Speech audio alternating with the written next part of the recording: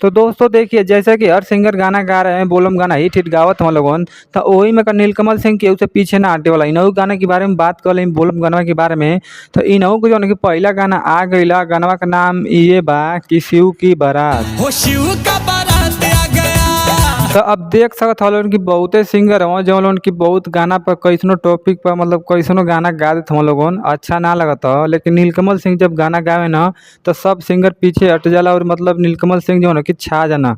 ना तो ई गानवा के तो लोगन देख सकत हलों कि कितना कम समय में कितना रिकॉर्ड तोड़ दिल, जैसे कि व्यूज भी देख सकत हलों कि 1 मिलियन भी टच कर दिले और पार करे वाला भी बा। तो ऐसा ही नीलकमल सिंह सबसे आगे ना भइलवा गाना में के मुकाबला में केहू से ही कम ना हवा।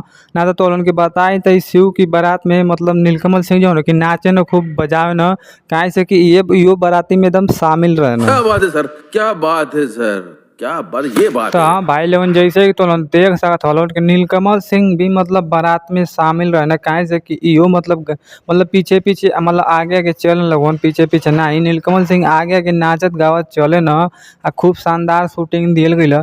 ऐसन शूटिंग केहू के मुकाबला में मतलब केहू इतना शूटिंग ज़्यादा ना करला जितना नीलकमल सिंह की वीडियो में लौकेला। काहे से कि बहुत मेहनत करना भाई लोगन। ना तो वीडियो में देख सकते हो एकदम रियल लगत है कि मतलब शिव भगवान का मतलब बारात जाती है, एकदम रियल लगत है। आ बहुत ज़्यादा मतलब डांस बार नाच गाना तो होते रहला, तो लोग जैसे कि देख ही सकत हो लोगन। नशा छा गया।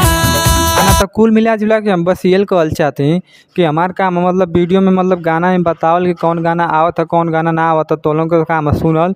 तो इतने कह कि जाके नीलकमल भैया कई गाना जाके सुन लिया तो लोगन भैया लोगन। आ ना तो ना सुन वालन तो मत सुनलन, कोनो मतलब ना। तो लोगन के वीडियो देखला के बाद जब बोलम गाना नीलकमल सिंह तो लोगन ना सुनत हलोगन तो कास करत हलोगन। आ ना तो भाई लोग ना मिलत ही कोनो इसने गाना में बातचीत लेके। लेकिन तू एक बार जरूर बतिया कि का गाना सुले मतलब रला तू ये गाना जरूर बतिया भाई लोग, काहे से कि पहला गाना है नीलकमल सिंह का, तो उनकी बताओ जाके सुन लिया चुपचाप, ठीक है। मैं तुम्हारे बाप का नौकर नहीं हूँ। शिव का बारात आ गया।